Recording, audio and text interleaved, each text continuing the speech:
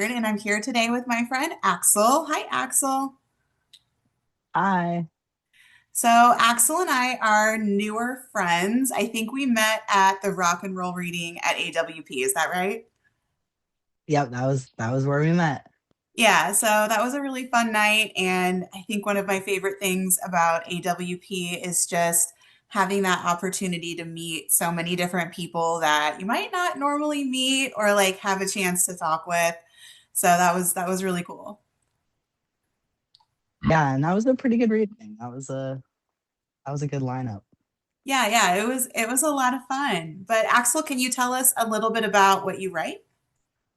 Yeah, so my name is Axel B. Kolcow, and I write a little bit of everything. I do a lot of poetry and short fiction. I've dabbled in creative nonfiction, and that's one I'd like to do more of.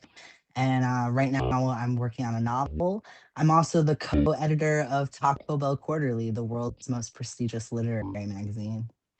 I do love your literary magazine. It's pretty good. It's great. We're in the Library of Congress now, so we're culturally relevant. Okay, that's amazing. I mean, that's pretty cool though. So, what is your favorite thing about Taco Bell Quarterly? My favorite thing about Taco Bell Quarterly is just the people around it. Like everybody who is a fan, everyone who's a reader, everyone who's submitted to us, like the people who make it a thing is my favorite thing, like the community we've built. Yeah. And then just like underneath that is all of the amazing art and writing that we've published.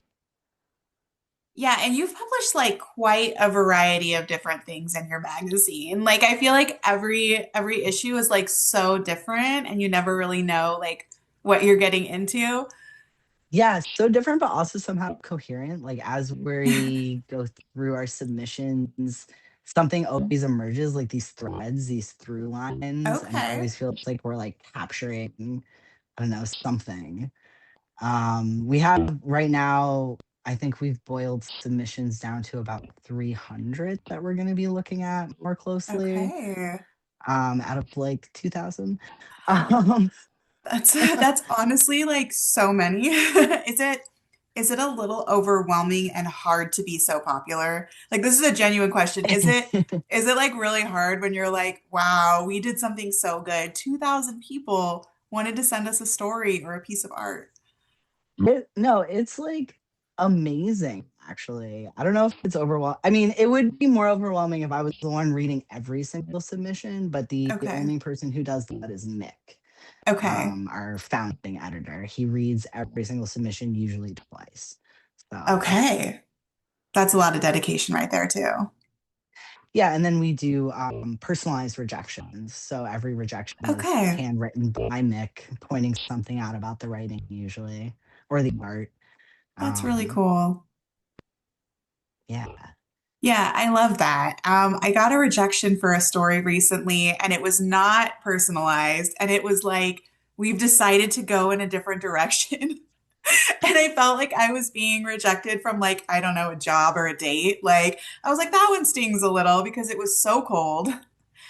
Oh, that's yeah, it's really hard. And I feel like writing a good form rejection is like impossible because somebody is always gonna just feel the sting of it. Absolutely. Yeah, that's super fair. So I like that it's personalized.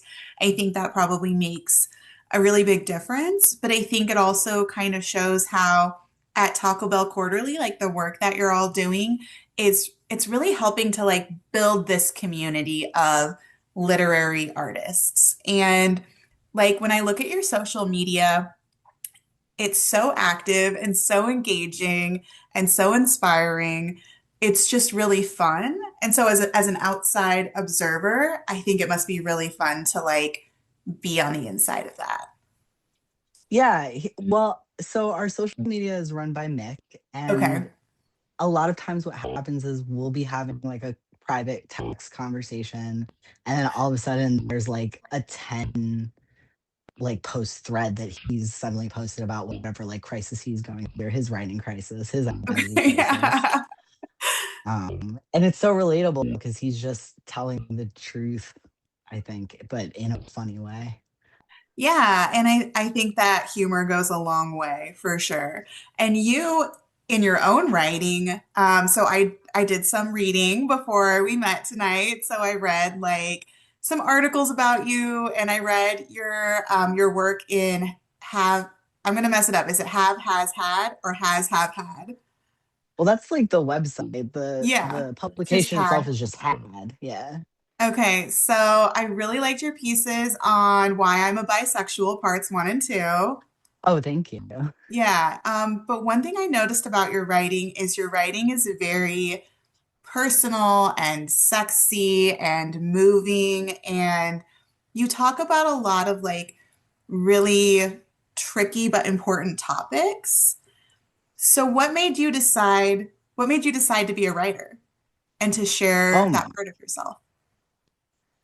what made me decide to be a writer? I actually decided when I was 8 that I Okay. wanted to be a writer. I plagiarized a poem for an assignment in third What? grade. It was, well, kind of. It was If All the World Were Apple Pie, that poem. Mhm. Except I like rearranged the words and like changed the rhymes a little bit. As So I you was do. doing like a legitimate artistic practice Yeah. actually. But I my teacher sat me down and explained what like copying was and why it's not Yeah. okay and you can't do it and claim it as your own work. And and then she asked me if any of my other poems were plagiarized. And I was like, oh my gosh, my other poems are good enough that they could be like published poems. I should be a writer. Like I could be Wow. a writer. Yeah. This is proof of concept. Like I am good enough to do this, which I don't think that's what she was saying. I think she was just doing her due diligence and double checking. But it set me on this like lifelong path of like I'm a writer, and I like really formed my identity around that as a teenager too. Yeah. Well, and I think that's really cool, especially like the teenage years are really hard. And I feel like when you have that artistic outlet of being able to like express yourself as well as you can, like I know that helped me a lot. Did you feel the same way? Yeah, I think having a place to put all my teenage angst was helpful, whether it was poems or journaling or writing a story. Um, that really got me through those years for sure. Yeah. Yeah, that's really cool. And you're still writing all these years later, and Mhm. you have a chapbook out. Is that right? Or it's about to come out? Yeah. So it came out in January. It's part of a series called Duet Duet, and it's me paired with another poet. And Okay. it's just one side you flip it, it's my poems. The other side you flip it, it's her poems. Her name is Sarah Matson. And all of my poems are titled Another Universe. And it's all Okay. imagining other universes, other possibilities, other could have beens. That's really cool. So what inspired you to kind of take that approach to writing your poems? With this one, I think it was like a combination of things for sure. I'd been kind of carrying around some ideas that I picked up at Sundress has a trans writers retreat every year, like a virtual Oh, trans writers retreat. And so I did that one year. And some of the things I picked up from poets like Faye Hernandez and mhm. Zephyr Lazowski, thinking about like persona and also playing with reality and unreality in your poems. And then like I don't know, I have a hard time lying in my poems. Like they tend to be Okay. very on the surface. Like I don't like to make things up, but then it's like, well, there's also just like imaginative play and playing with image and metaphor and stuff. And like I wanted to get more into that. So that combined with the movie Everything Everywhere All at Once, I think led Yeah. to these poems. So how long did it take you to write all of the poems that are in the chapbook? Is this something you wrote like very recently or over a period of time? I wrote them over a period of like 2-ish years, maybe a year and a half. It started with this poem. It started with this poem that begins with the line, "I have a tremendous penis." in Okay. some other universe, and it goes on. And it's like the penis is as big as a planet, and there's moons, and it's like it gets really exaggerated. And then what was the last? I should look like the Wait, I last love thing that I though, because did. I feel like even even just from this conversation, I feel like that line is like it really gives you an insight into like what you can expect from the other poems and like as you dive deeper, as it were, into the tale, I think that's really fun. Yeah, well, and it's funny because like some of the poems are just more like sad, kind of like it's Yeah. like, oh, in another universe, you left your spouse and we ran away together and we had this other life, and like things that just never happened. Yeah. Um, yeah, run the gamut with these actually.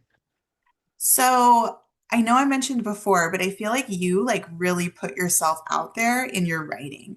Is that hard to do, or is it like just a part of you now after having been a writer for so long? I think I just have a harder time making things up. Like, Okay. no, I mean that's not true because like if you actually like if you read my fiction, a lot of it is very like there's a story about a girl who falls in love with a hospital that sneaks into her window every night, and they have this like love affair over the course of the summer. Hmm. And like that's weird. That's not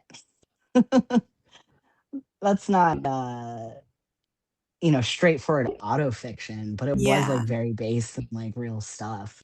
Okay. So I feel like I'm just constantly mining myself for material. It's a way I can guarantee that like my stuff's gonna be original, because it's like if it's stuff that's happened to me, then like Yeah.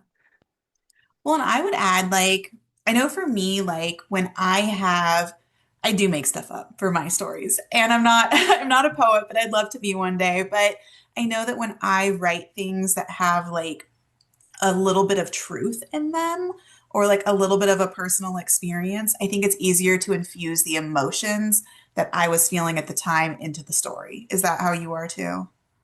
yeah, for sure with fiction. And with like fiction is where I kind of like just kind of use the material, like spinning the straw into gold. But Yeah. like poems for me, I feel like are always like I'm always like crystallizing like some Okay. emotion or some emotional Yeah. experience or like observation or something. Yeah, absolutely. And I think that, so I'm just a consumer of poetry, but I think that when I'm reading poetry, I really like that. I really like that you have like just a very small space that's just punched and just filled full of like, yeah, like emotion or something important. So I walk away being like, wow, like that really hit me. Mhm. Oh, that's great. That's the effect. That's what you want, right? Well, I don't know if that's what every writer wants of every genre, but that's certainly for a poem. Yeah. So tell me a little bit about your writing process. Do you write every day? Do you write just when you're feeling like really strongly about something? I don't write every day. Wow. Sometimes No, there's I'm been kidding. times. Yeah, no, that's like totally. I mean, I get it. Like I admire people who have the discipline to write every day, and they make that one of their top three priorities of the day. But like I usually have Mhm. other priorities during my day. Like I Yeah. don't know. Yeah, Like I that's try to, fair. but I do try to write. Like I do write every single week. That's cool. Um, and a friend and I have been doing. We started with writing poems back and forth every other day for 60 days. Oh, And then wow. we did a short story a week each for 10 weeks. And Okay. now we're doing novel pages. I've been working on this novel for a while. She's like just kind of starting to get into the writing of hers. So just to keep us like honest to it, we've been like trying. I'm a day late so far. Actually, after this, I'm gonna have to go write novel Okay, pages, we but won't tell. Well, thanks but for having like yeah, having like that other person to keep me honest is like really helpful.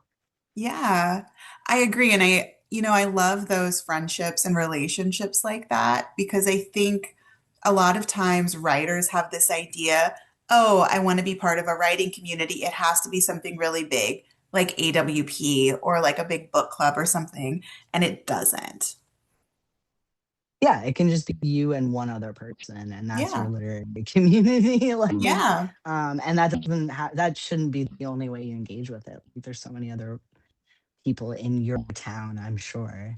Um, but like, I don't know, the idea of like a larger writing group, it I got my MFA. I went to Stony Brook University, and for all the like really good things about that, like most people are not my reader, my ideal Yeah. reader. Like I am a Yeah. particular taste, like, and so like the idea of going into a room full of people who like might not get it, like, oh, I'm Yeah. just like, I'm just like, oh, I hate that idea. Well, and I think that's a really good point because yeah, like how you mentioned like the ideal reader. I have a writing community similar to what you're describing, and I have two buddies. We meet up every couple months and but we're always writing even between like our meetups and we're sending each other like ideas and feedback and like you mentioned being accountable and like showing what we're doing. And I think when you have someone that you know, like personally, it also helps you to express yourself in your writing a little bit more because they will get it. Mhm, mhm. Yeah, and this friend, like, she's like, out of everyone who's read my work and been so kind and generous with it, she's the one where I'm just like, well, if nobody else on planet Earth will like this, like, she'll find something to like about it. So it's okay. I can do whatever I want. Like, Yeah, absolutely. I love that. And I think that's kind of freeing too. mhm. For sure. Yeah, it frees me up to actually play and like mess around and just like try things. Hmm. Yeah. And I love the idea of like art as play and being willing to try things. I think that's one of my favorite things about AWP is that so many people there are just trying different things and just exploring and having fun. Yeah, you meet so many people at so many stages in their career too, like with so many Yeah. different experiences. What was I just thinking about? There's something with AWP. I don't know. I have to take a sip of water. My throat's really Oh, dry. no, I'm you're good. sorry. You're good. That's okay. But no, you're right. Like there are a lot of different people, lots of different stages of their career, lots of different passions. Because I'm a romance author primarily, and I go to a lot of like romance only events. And so for me, going to AWP and being like, chapbooks, literary magazines, poets, like I felt like a little kid in a candy store. It was so fun to see all of the different things that people are doing because I don't usually have access to those spaces. It's interesting. Yeah. I was just thinking we have a romance bookstore specifically in Buffalo. Oh, And then cool. like I was thinking we actually have like lots of specialty bookstores. Like there's Evening House Books, which is just like indie books. There's Read It Okay. and Eat, which is just culinary books. Like Interesting. it's I don't know why that is here, but it's something that I love about Buffalo. That's really, Um really cool.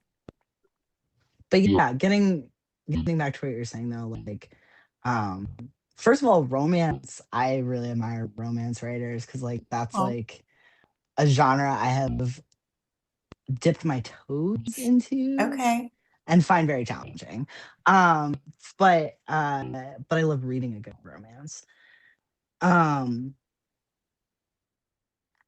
but yeah, AWP, it's like it's nice that you get to like, yeah, you get to consort with all of the different people. But Yeah. it's also like hell, and I hate AWP. So I could see that. yeah. But going back to what you were saying about romance, I actually think you'd be a great romance author if you ever decided to like go for it because again, your poems are very sexy and very passionate and I found them very easy to be drawn into. And I think that's really, really important, like for anyone who wants to write romance is being able to capture those emotions. So I think it would be, I think that we should take a vote and that you should write a romance. Well, Everybody who I is going to have write a one. romance.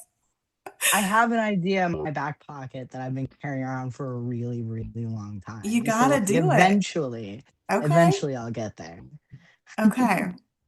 Okay. Well, I will buy it. I will be very excited to read that. I want to try every art. Like I want to learn every Mm, art. Not like to the, not to like a mastery level, but like yeah. and that includes like all the different genres. I would like to try them all. I have written erotica like a little Okay. bit. And like I do think that I have a knack for like that side of it. It's like Yeah. the story part of it Yeah. that is like really intimidating. Because you don't like to make stuff up. Yeah. Yeah.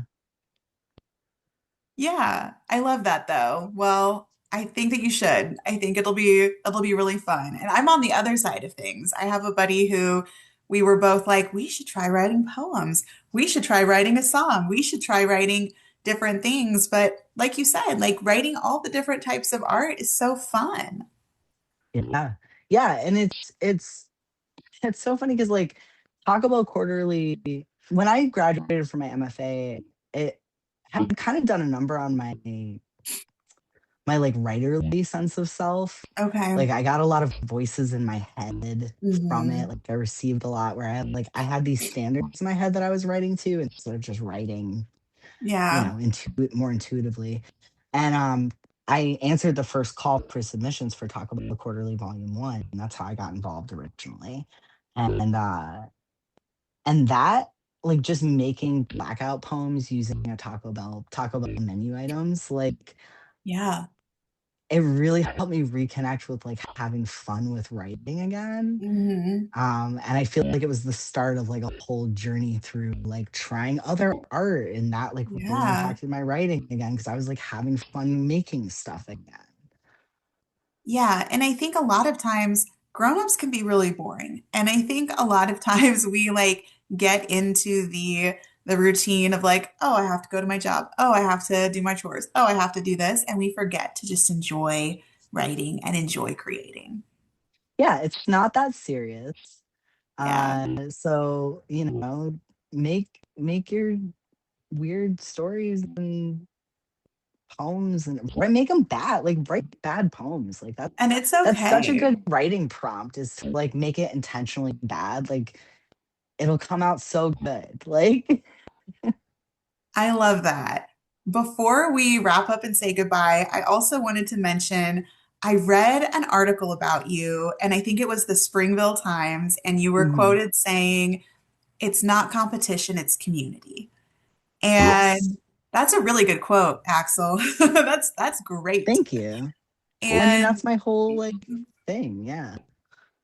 yeah, well, I think it's really great, and I think it's really reflected, especially in your Taco Bell quarterly work, but even like on your social, you're always like lifting up other writers and creators and like being really supportive, which is really cool.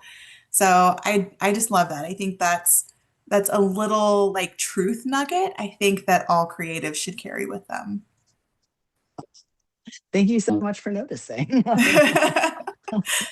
right, well, before we say goodbye, where can people get your chapbook? So it's pitymilkpress.com. And you can also check out other links to my work at kolcow.neocities.org. It's my last name. So Okay, awesome. Well, Axel, this has been great. You are awesome, and I really appreciate you coming to talk to me about writing. It was great. thank you so much, Sophie. All right, take care. Bye.